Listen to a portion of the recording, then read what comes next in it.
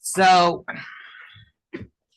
it will be tough without Linda and Frank, but that's the Filipinos game. The Manila or bust, that's so 3 weeks they will enjoy the presence of the Bros family. So there we are, and we will make the best we can during that time period, because I'm sure that we will learn a lot about your travels and, of course, airplane rides, because you can do a lot of crossword puzzles and movies during that, or think about the Popes of Avignon. There are a lot of things you can do, or show off to other passengers your knowledge of chronology and dates. Yeah, because that's how so many of you have reached a peak that you can just pass it on to others who will be jealous. So you'll notice my title, Henry's Catholic Church, and you say, but wait, I thought it was everybody's. Well, not in this case. And you Episcopalians may be thinking, but isn't this all about my church? No, we're not ready for you yet. So you just got to wait. Your time is coming, but not today. Okay, that will be later. It's Henry's Catholic Church. Thank you very much. And other changes ahead, like 4, 5, and 6 for those who into wives, as I know some of you are, not calling names or trying to single out individuals. But for obvious reasons, the subject of the church is of greater interest to me than the individuals. Shall we say, marriage fever. So we start out, of course, by one of the greatest and most significant subjects to me, and that, of course, has to do with what, so it's called in history the disillusion. And that's all you need to say, disillusion. And you go to some English history conference and everybody will know. It's not like they go like, what disillusion? They know. Because it is so transformative when we think about real estate. And many of us are fascinated by real estate. And of course, when I say, now I'm going to give you a date, 1790. And yes, you're probably going oui, because you're thinking of the same thing happening in France. But that's several centuries later, and perhaps not as transformative as this was. Now, of course, how can you do this? Well, if I'm head of the church, I guess I can do what I please. And does anybody disagree? Probably not, unless you're ready for capital punishment. All of this means that the process, which will be very great, as Frank pointed out, I mean, they own so much land.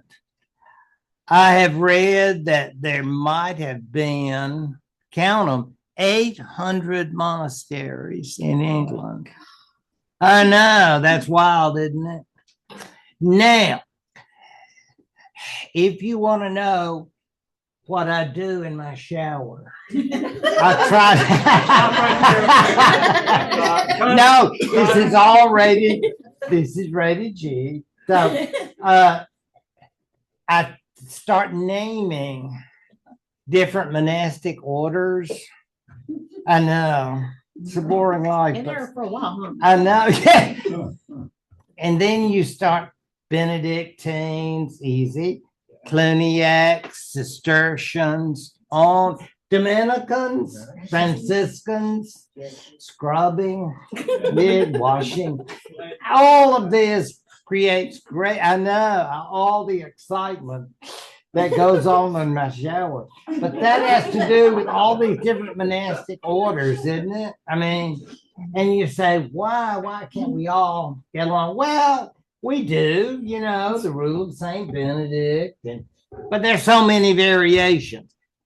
As much as I would like to, I won't do a lecture on monasticism, but just say that part of the monastic experience is the fact that people, here we go, advancement, everybody does it. You know, people say, gosh, I wish I'd gone to church more. I wish I had helped poor folks and all that. Maybe if I give a large donation to the local monastery, that will help, sort of like a tax write-off, I guess. And so, right. Yeah, well, a holy offering. I don't like that kind of language that you use. But yeah, and so of course the monks are going to say, well, we really appreciate that. And they will say, there are no strings attached. Well, we will offer a mass for your soul or something like that. All of this is to say that once we, the monks, get your gift, it is, as they say in the ads, non-refundable. Okay, so don't even ask. You know, some kid comes along, junior or third or whatever, says, I don't think Dad really meant it when he gave it. He just meant it just for a short time. And if you don't agree, you know where I'll see you? In court. You say, oh, no, you mean they're into litigation? Yeah, serious litigation. And we've got the lawyers too. So all of this is to say that land continues to grow under monastic control. And we don't give it up. We just continue to get it. And land, of course, brings wealth. What are we going to use the wealth for?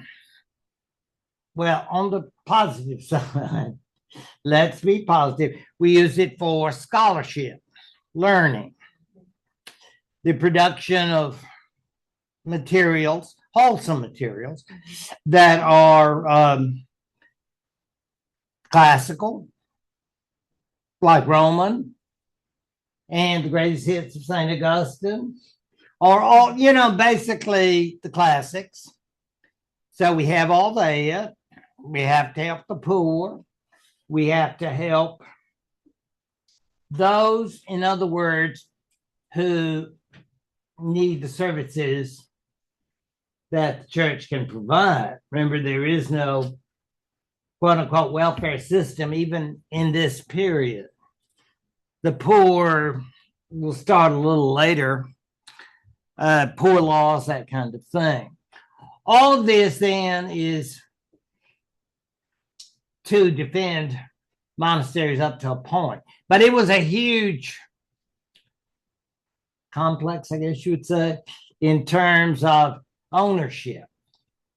Now, when you say the monks, you got to remember, it's like they say in the movies, a cast of thousands, because there are lots of others. That is to say, non-monks who are employed. Let's not forget them. And then let's not also forget the sisters.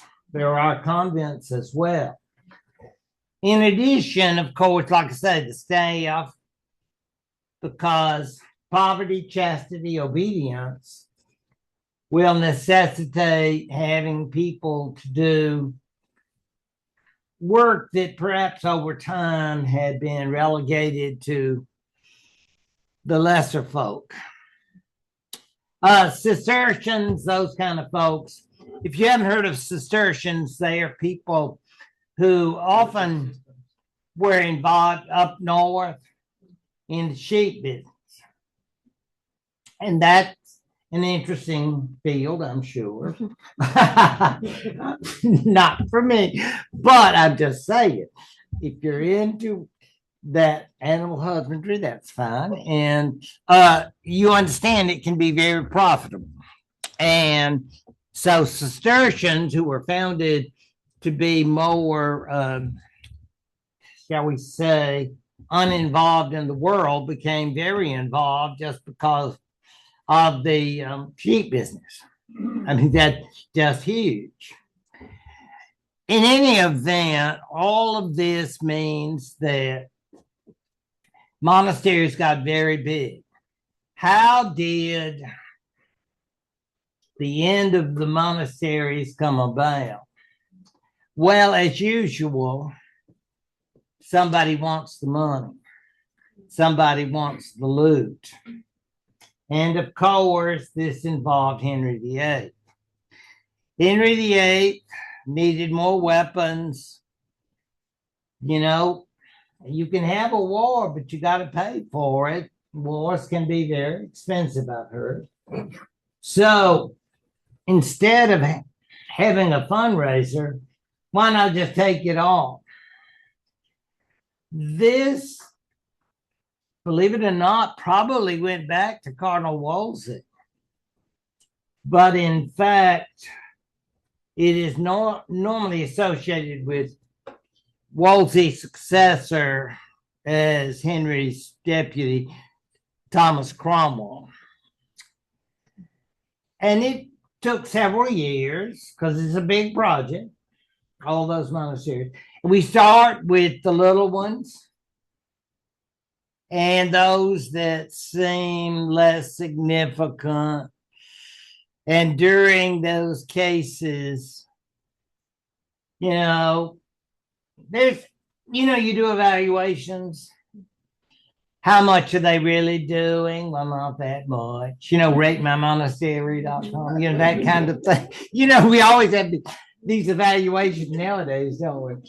Back in that day, though, they became very, very useful because then Cromwell and cronies could say, well, you're not really carrying out your mission. So we're going to shut you down. That, of course, had to do with the fact that now the king is supreme head of the church. So the folks in Rome don't have anything to say about it.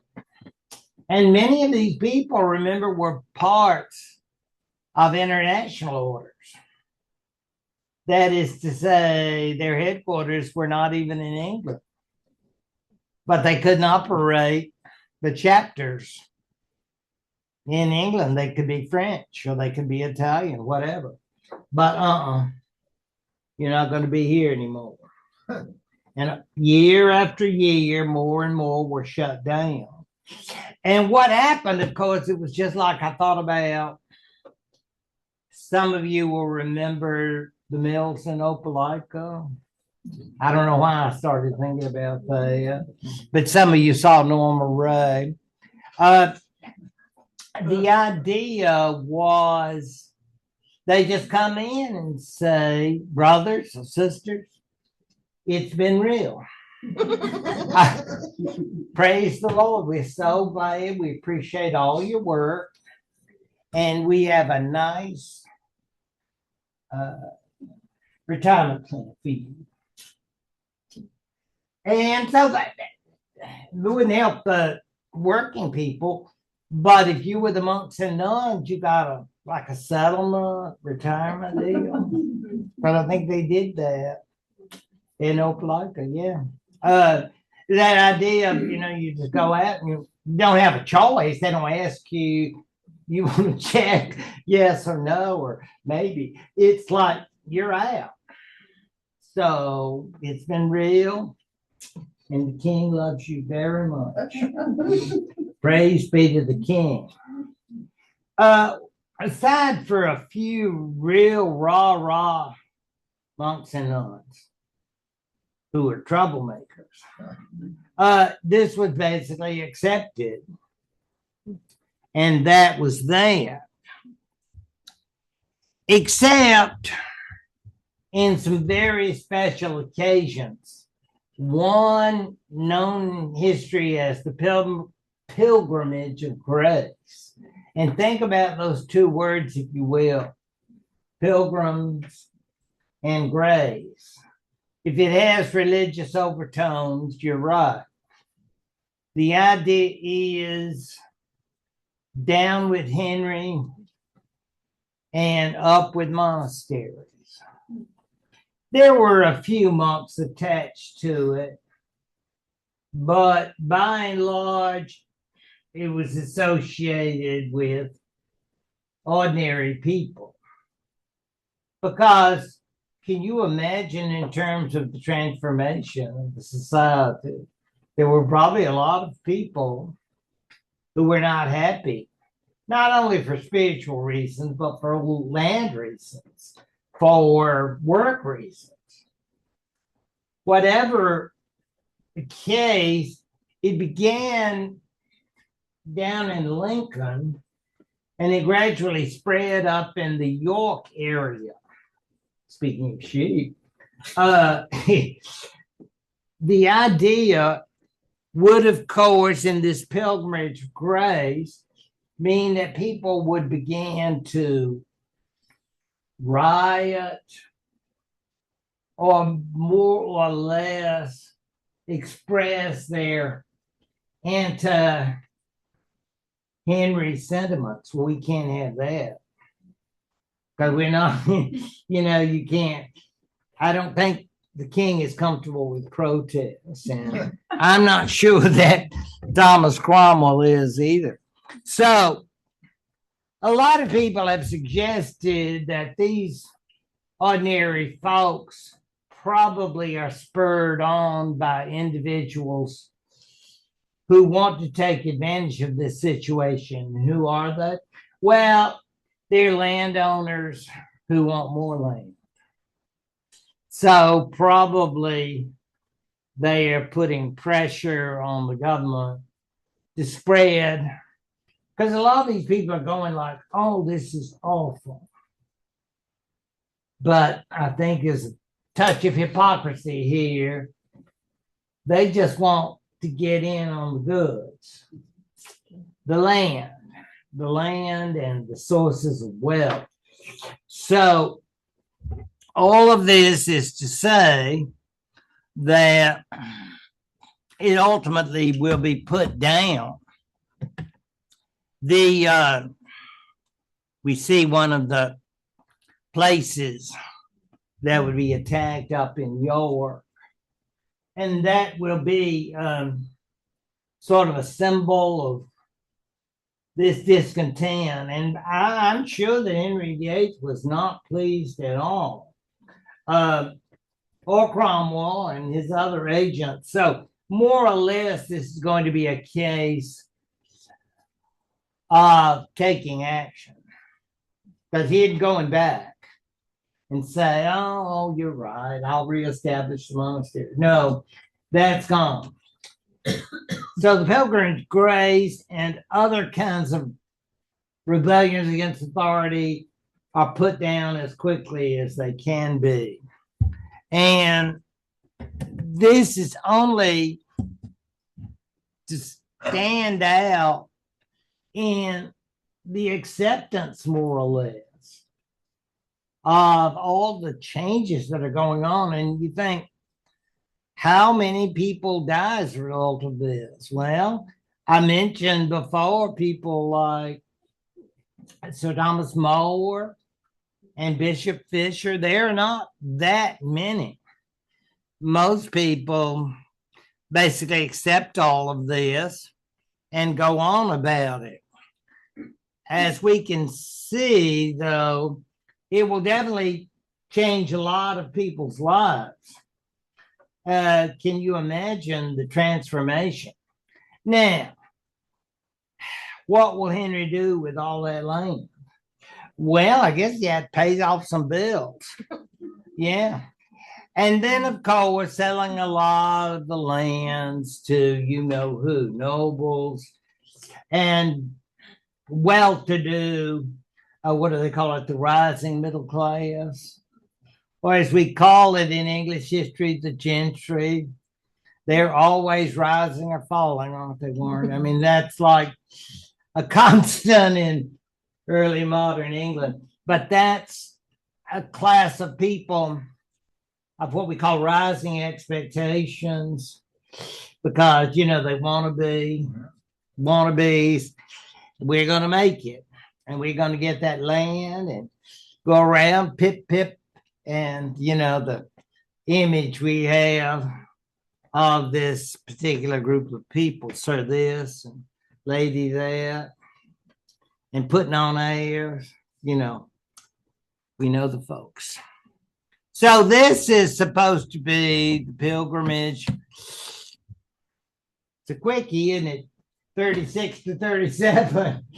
It doesn't last long, and that's, of course, because it's not going to work. Yeah.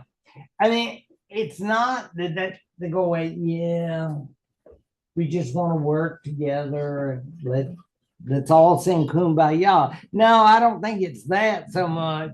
Sullen acceptance, shall we say, of the new reality. And I guess if you were a ex-monk or nun, you can go to some private residence and you can say the office, say your prayers and all that, and enjoy your pension. Yeah, because you got to have cash money, as they say. But the pilgrimage of grace, I suppose if you go to York, you can say, I'm interested in the pilgrimage of grace, and ask the York Tourist Bureau to see what kind of help you can get in enjoying those sites. Glastonbury. Some of you have probably been down there, way down south. I was absolutely amazed. Boy, everybody has a website nowadays, don't you think? Oh my gosh, the Glastonbury Chamber of Commerce. Let's just give it to them. They have a week festival of Glastonbury. And I said, I hope those people appreciate the monastic dissolution and have great knowledge. But it was more about sort of Glastonbury is a great place to be, and let's hear it for Glastonbury. You know, that sort of thing. I don't think they're thinking the way that I am. But they do have ruins, as you can see. That's what is interesting, of course. Glastonbury, that was Benedictine. You don't have to know that, but it's an interesting, because you say, gosh, Benedictine, that was probably very early on. You're mighty right. And it was huge, too. And that doesn't mean that everybody connected with Glastonbury is a monk, because we have lots of people that we call people who help, assistants. I mean, they can join us for prayers, but they still have work responsibilities. And the Lord will love them because they're doing their work and they're smiling and they're happy because that's what the Lord wants. And that's why we pray for them. The Glastonbury was very large and very, can I use the word profitable? That sounds kind of, but I mean, yeah, they did real well, as we used to say. And the idea is, this is all part of the Glastonbury Festival, which fascinates me. And then they have, at the festival, you can attend events during the week and drink that mead, which is really dangerous. Yeah. You don't want to overdo it, because mead is deceptive. Let me just put it that way. I remember that in my youth. But this down in Somerset is a very, very lovely place. And there are ruins of this sort, which are very interesting for those who are interested in the history of monasticism, which, I mean, again, over 4 years is basically going to disappear.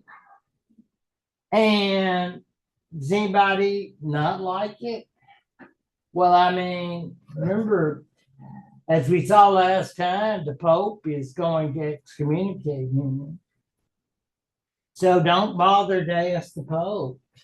Besides, the Pope is busy with the Council of Trent, which is very important.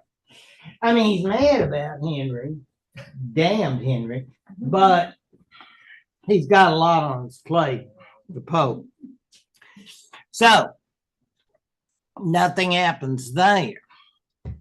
Meanwhile, the Archbishop of Canterbury, Thomas Cranmer,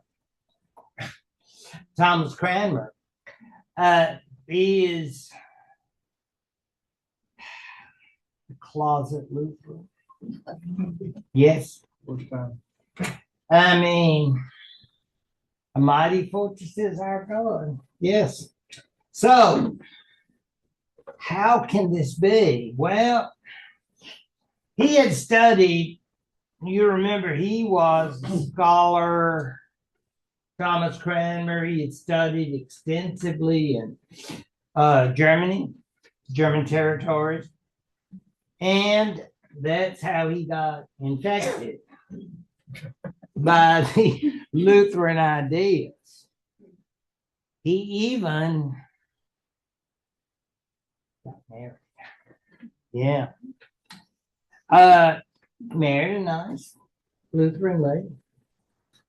And he brought her over to England, I guess. She came in the suitcase or something, because obviously he was playing the position of a celibate. She was just a secretary. With benefits. Oh God. Yeah. This whole idea, though, the difficulties he would have to go through if he'd come out and said, I want everybody to meet Frau Cranmer. No. If you want to be Archbishop of Canterbury and you want to get out of faculty meetings and all the stuff that he would have had to do as an Oxford professor, I don't think Henry VIII. I mean, it's very ironic, isn't it? Because we know Henry, they'd love to get married. But that's me, not you. You're supposed to behave yourself. So when Cranmer more or less came back, and I don't know how long it would be before he could bring Mrs. Cranmer out, but I imagine Henry VIII was dead by then. I'm sure he was, actually. But she was probably waiting with a wonderful Wiener Schnitzel dish or something like that. When you, you're home. Yeah, all of that is to say that it was not convenient, but he was now Archbishop of Canterbury, and he was also very, very agreeable. You don't want to call Cranmer a sycophant. We also want to note his brilliance. And we know, Arnie, the Book of Common Prayer, one of the great masterpieces of English literature, I've always heard. And I certainly would believe it. The basic idea, though, is that as he tried to make little changes, Henry would say, well, that's okay. For example, he started putting English language Bible in churches openly. Oh, they would be chained to the lectern because we don't want everybody running around. We don't have Gideons yet. I mean, it's like still very put away. And this, of course, would be the Tyndale version. Most of us know, speaking of Gideons, about the King James version, but we're not there yet. This would be an earlier, much earlier version.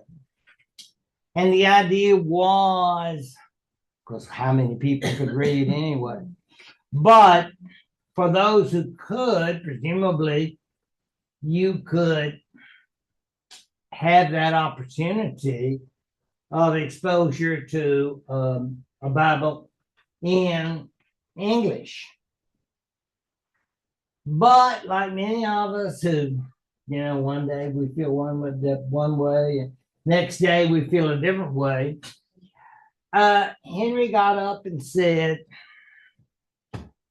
I'm feeling very Catholic today. And I really am not comfortable with this whole English Bible. Because, that's how heretics often begin. You start off as a nice, normal person. I mean, this has been going on for centuries. You could be a nice Catholic person, behaving and doing what you're told. And then suddenly you get a hold of the Bible and say, well, that's not what it means. I read it. Here's what it means. You know what you are? And it starts with an H. 3 syllables. Yeah. So, yeah, let's watch out. So, 1539. He goes, his minister instruct Parliament about what are known as the 6 Acts. And the 6 Acts are a way of saying, yeah, progress is good, but my royal authority is better. So, changes, we can be a little nostalgic for our monk and nun friends. And maybe some sicko out there might miss the Pope. But the idea is there are still Catholic beliefs, and if you don't like them, you better suck it up, because these are some serious stuff. For those who are not as familiar with the teachings, transubstantiation, which of course Lutherans, Calvinists, and others did not accept, assuming that they were either symbolic or perhaps only spiritually present, that is, the body and blood. But in transubstantiation, they are truly the body and blood. What I think that means is, if you are in a consubstantiation, you believe they are there spiritually, but not actually. Or you have to keep it yourself. But I don't think they're going to ask what Jane and John Doe, do you really believe in transubstantiation? I don't know, man. I'm still thinking about it. Yeah, I don't think that's it, but I don't think you need to bring it up. Say, Father, is that really true? No, I don't think we need to have a debate. So there's not a discussion. No. Communion in one kind, that's an interesting concept, and that means if you receive either one, you receive the value of both. And that idea means you can get the bread instead of the bread and wine, because the wine was back reserved for the clergy. Yeah, non-competitive. So, yeah, exactly. Wafers Big only. shots, yeah. Wait for the regular folk, like us. and then the elites. Right. Yeah, get to knock it back. But you get all the benefits with just the one kind. And again, it's like, well, that's debatable. No, it isn't. So shut your mouth. That's why we have laws, right? It's not like there's a discussion here. Celibacy of the clergy, gulp. Then what do we do about Frau Cranmer? It's a problem.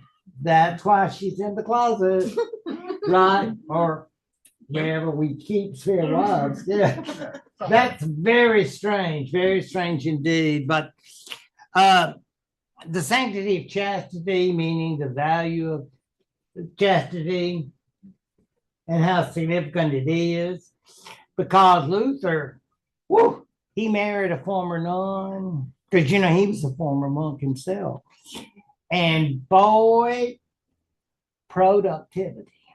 Yeah, they had children. Whoa, Lord. Those Germans, they were just knocking them out. So, all of that is very, very opposed to Protestant ideas. Chastity was not what it had been cracked up to be, according to that idea. But now, I think, ironically, Henry thought chastity was a great thing for other folks, not for him, because he had,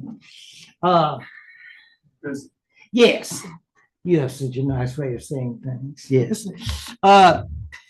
Private masses, that's an interesting one if you stop and think about it. A private mass means we can knock back a mass whenever we need to. And you think, oh, well, we need a nice congregation.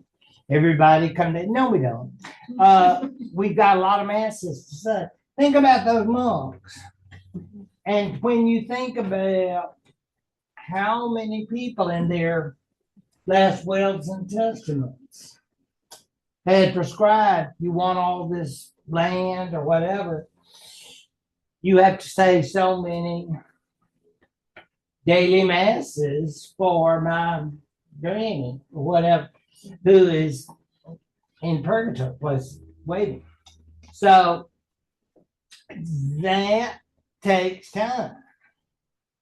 But it's not time to have y'all come. It's not like everybody coming because we got to knock them out. It's so many folks.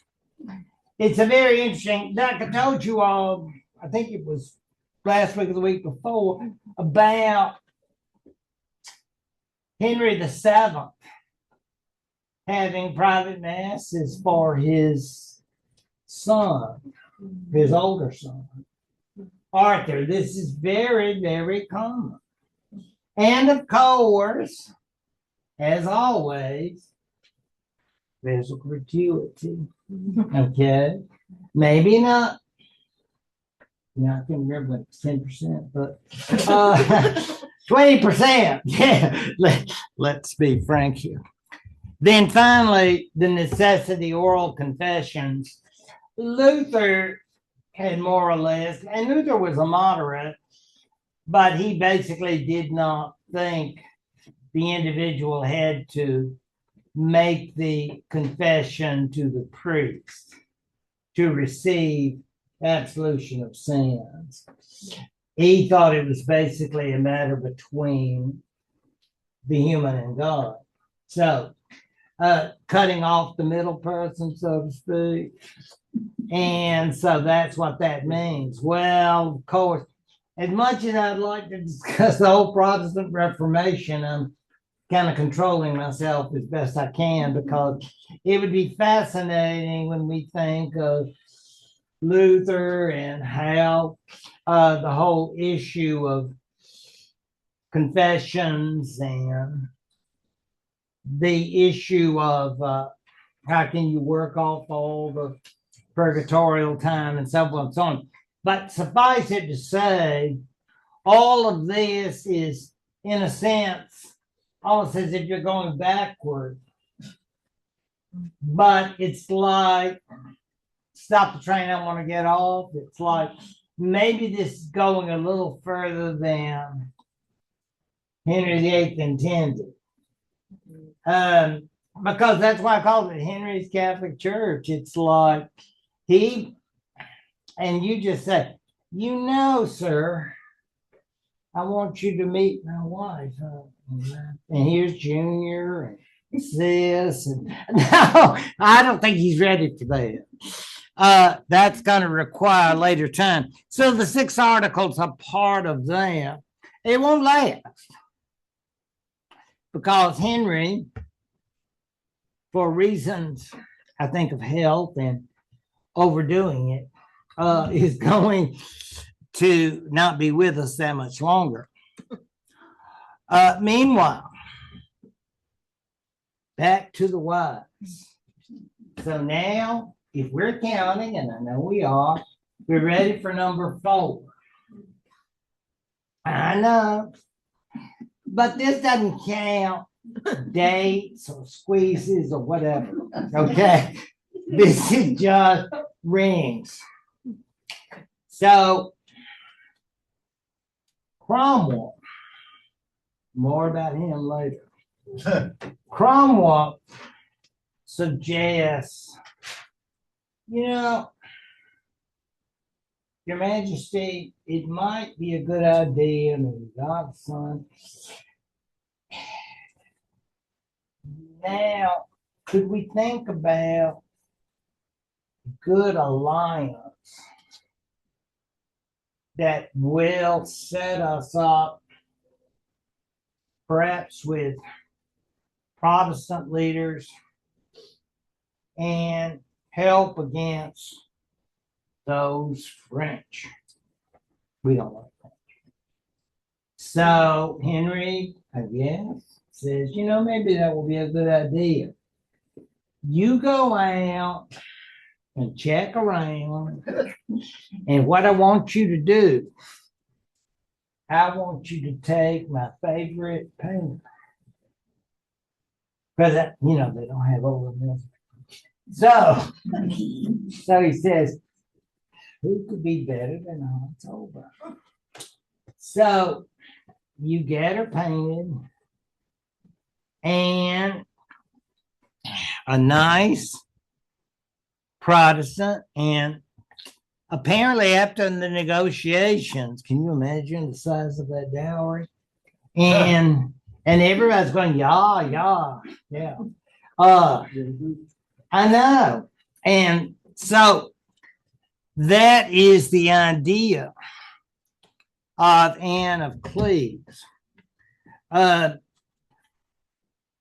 To be honest, there is no reason to think it was consumed. He announced the next day. This is just, it's like, so she escaped. She didn't have to put up with that. But more or less, you talk about a quickie. They didn't even have a divorce, had an annulment.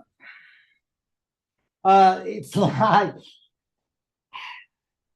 but it's sort of like, it's me, it's not you.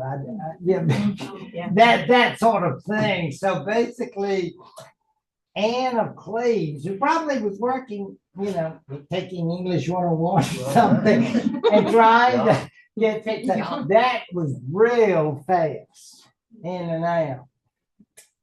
But you know what? She never went home. She was declared, how about this? When you the settlement, she became our beloved sister. And she would be the Princess of Wales. Why they do that? But I love you, sis, that kind of thing. So she became an interesting character. I mean, she would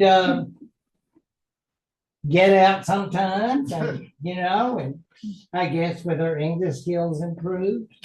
And I mean, it's very interesting. So in terms of the lives of the various wives, I guess she survived, and she did not have to become intimate with the king. Most important. All of that, but more or less, this is the only one that would end well for the bride, I would think. Now, this famous portrait of Thomas Cromwell, maybe it's not fair. Maybe he was just having a bad day. I know. I just want to be as fair as I can be, because he always, you grow up studying history and then you think, gosh, he was a mean. It just doesn't look like he's happy. Or have you just having a bad day? Or, what is the problem here? Well, I mean, I guess you might say he's just doing his job, and he was a very high functionary. Remember, he worked for Cardinal Wolsey, and now he's made it to the top. But you know what they say, sometimes when you're on the top, then there's nobody else to go to when you lose. And he lost big time with the move towards Anne of Cleves.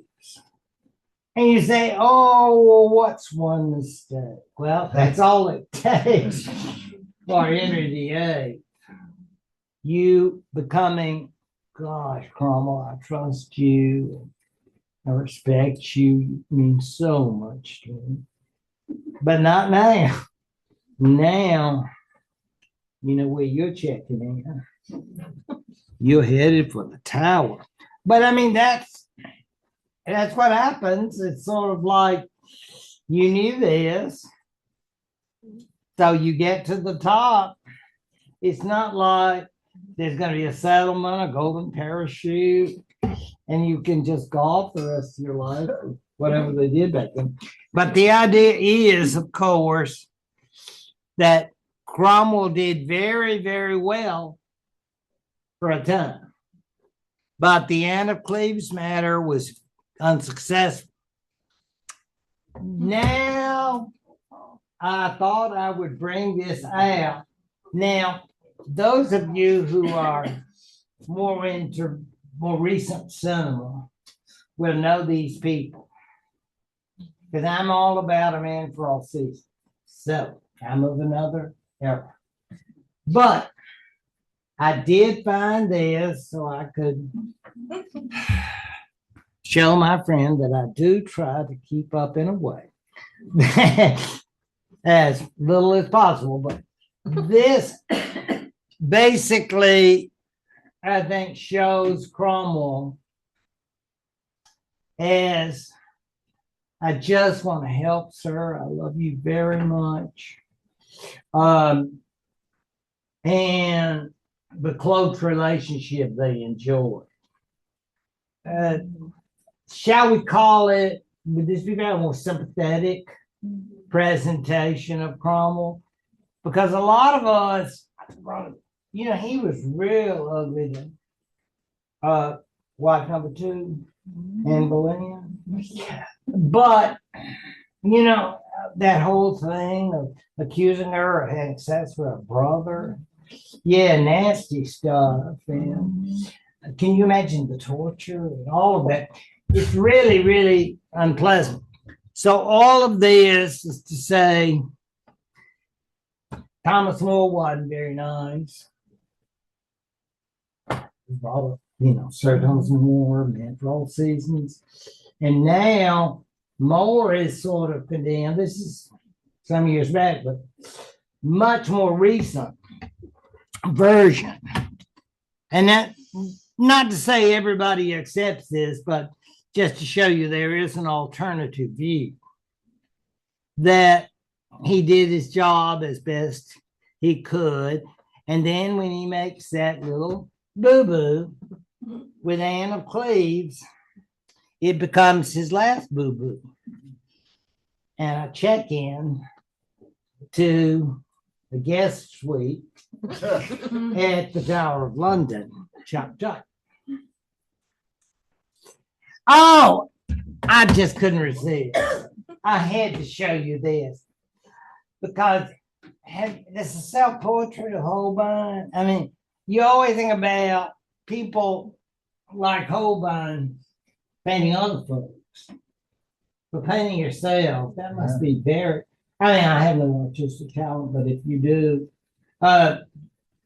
it must be incredible. Because how many, can you imagine going to a museum and seeing Holbeins? I mean, that's just, even I know that much. I mean, it's like that is such an important part of the 16th century.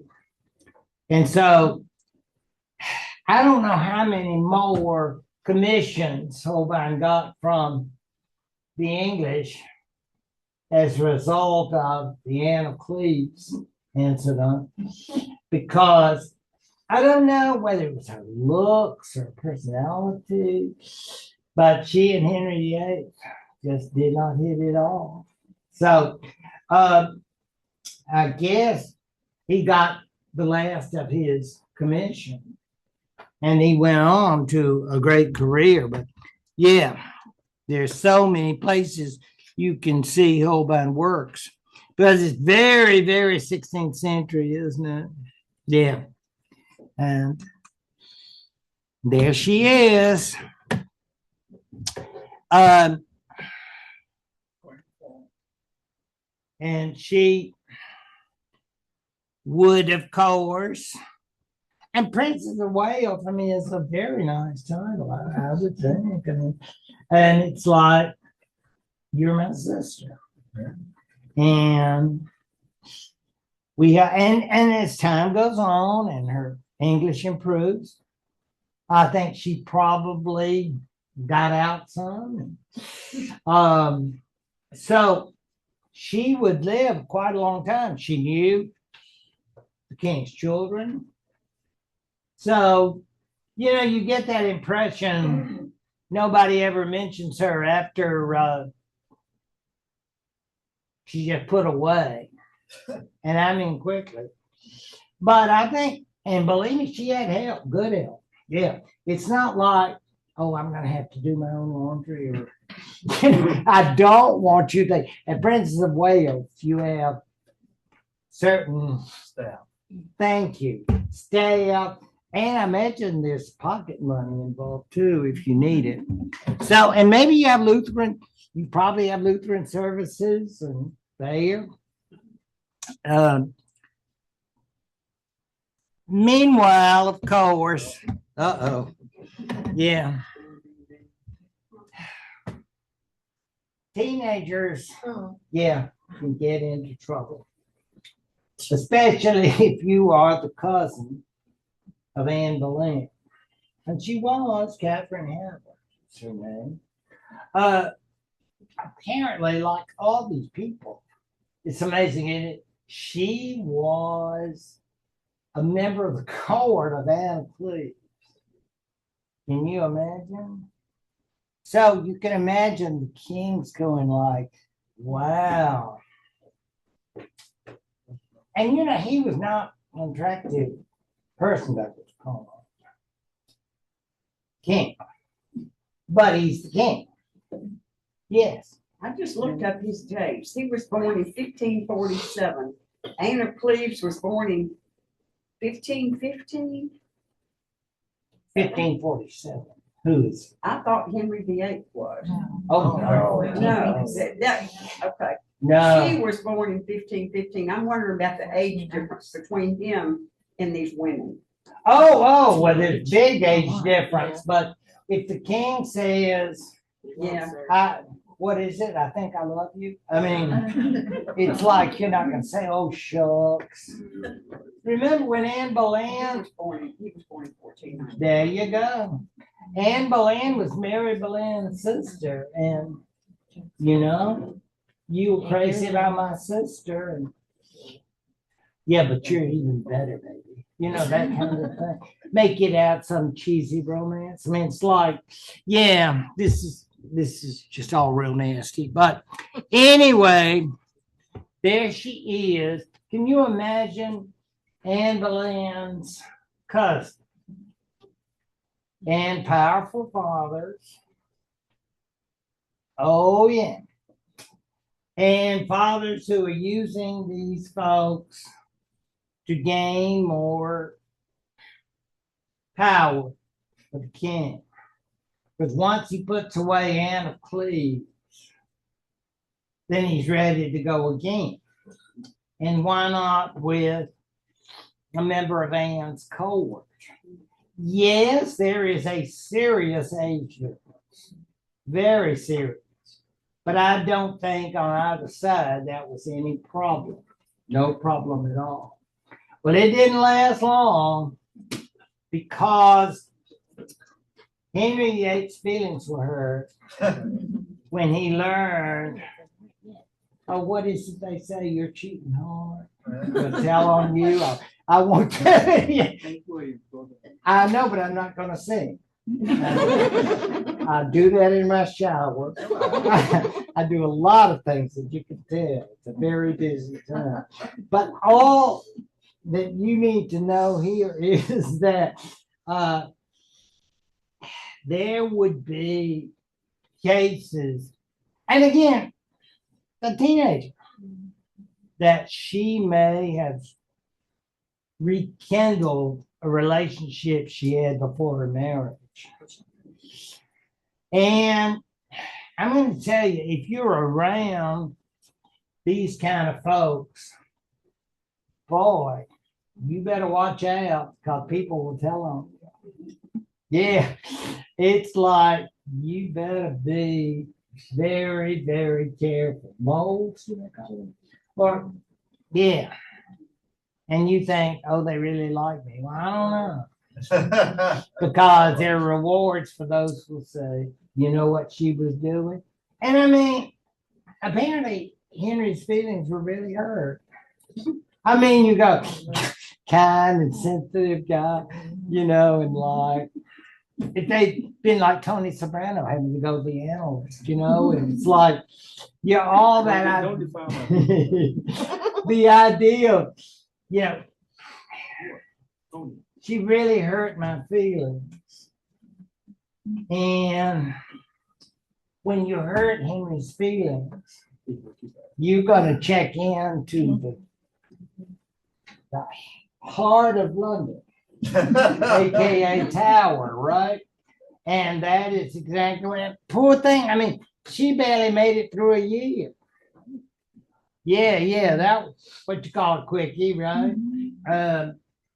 And I'm sure he was really saddened. I mean, it was different. Anne of Cleves, that was all a boo. And this was just hurtful. And then we pay with the consequences. So these are Tower of London executions, as they will tell you about, you know, during the tour. So she must have been quite an interesting figure. And I think 18, 19, very young and impulsive. And I guess you say sometimes subject to taking chances that didn't work out well for her and shortened her life. But the interesting thing to me is this guy. So anybody wants to boo in his, you certainly. He was the uncle of both women, of both Anne Boleyn and Catherine. And he went right on. Maybe they had grief counselors there to work him through the pain, but he seemed to come out well.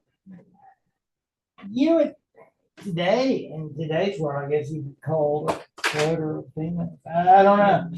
But by and large, he was using these folks. Sir Thomas Howard. And he got to be Duke of Norfolk, which is very powerful. And a great supporter of the Catholic side. And when he struck out with Anne Boleyn, again, that's his niece. Yeah. And then on we go with Catherine Howard. You say, yeah, 2 for 2. I mean, it was, it didn't work out. But that's okay, because I'm one of his chief advisors. And I think we are going to work out very nicely. So he will go on until Henry's demise.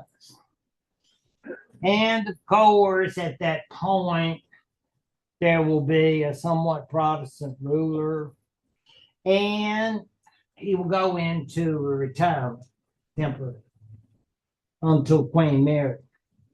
But I bring up Sir Thomas just to note that people are behind the scenes developing these relationships and basically saying, now, Anne, Catherine, remember, this is your chance. And he was a very powerful man. And again, she had a chance and it didn't work out for her. But I got to go on because I'm the Duke of Norfolk. Yeah, please. Once he sent somebody to the Tower, how long generally did they live before they bought the bullet? Oh, you betcha. It was quick. Really? Yeah, it wasn't like, appeals. We start years of appeal. No, it would be quick. I would say in the case of people like this, could be like, because they had the evidence of whether it was fair or not. It would not be like you could say, well, I'm not sure, maybe. No, it would vary. I'd say months, if that.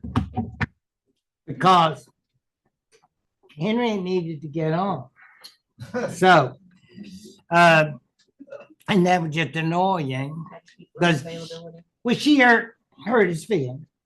Yeah. And so then we come to Catherine, part number 6, to round out our group.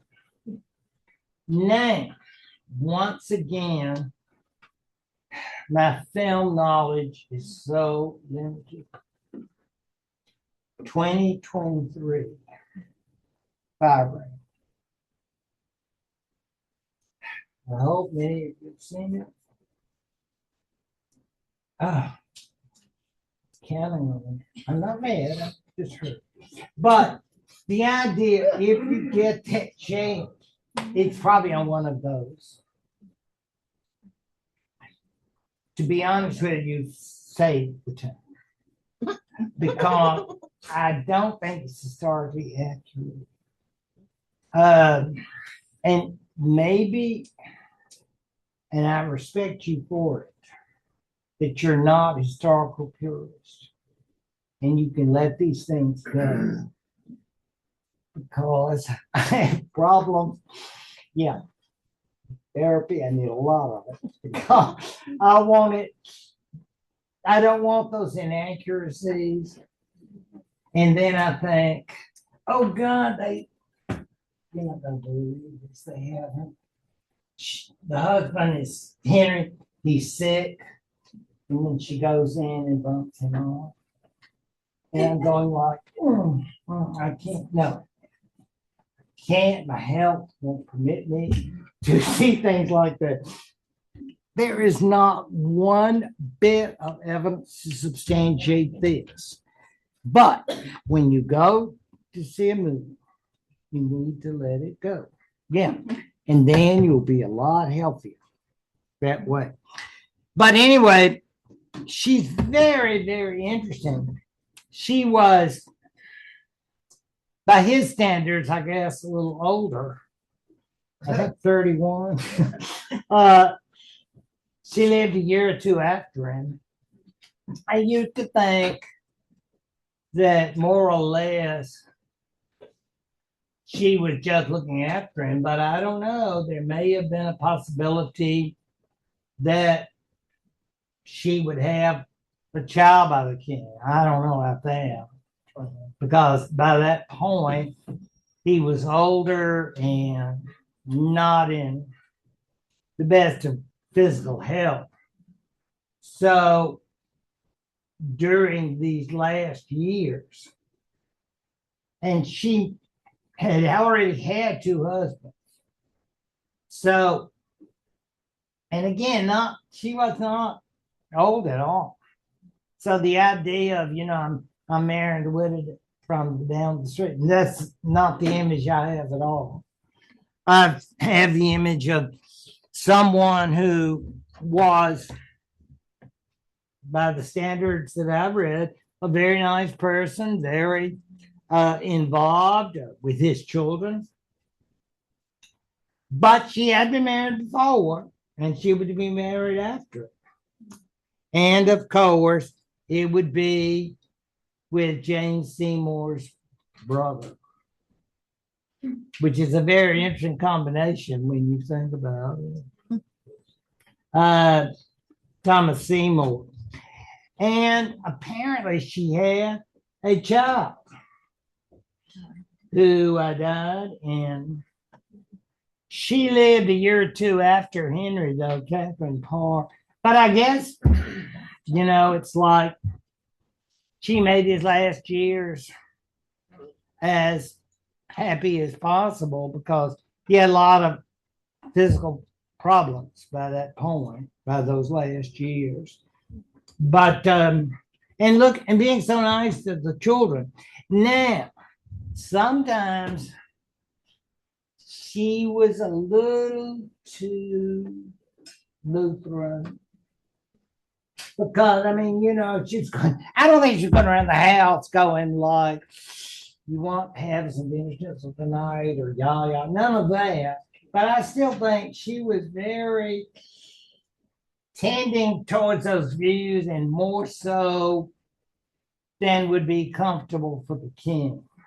So she had to tone it down, if you get my drift. It's like, that's fine if you want to be that way. 6 acts pretend you later. You may be queen. But right now you have your head attached to your body. And I think you're going to keep it that way. So yeah, I'm not saying it was a perfect path, but it was satisfactory for her. I thought this was a very good modern portrayal of the two because, and I don't know, she looks a little sinister, doesn't she? Yeah. Pink up theory. Yeah, no. Oh, no. No. The sickness and the health. Yeah. This is because he's not well. And you're going, yeah, I wish I hadn't had to put those people in the tower. Oh, someone. I'm sure he was just saying that every day. No, seriously, it's a concept that's very interesting. And in the end of her life, and I think it was over 2 years after his, she was very, very fortunate to survive him, plus be able to marry the love of her life, if you want to be romantic about it, Thomas Seymour.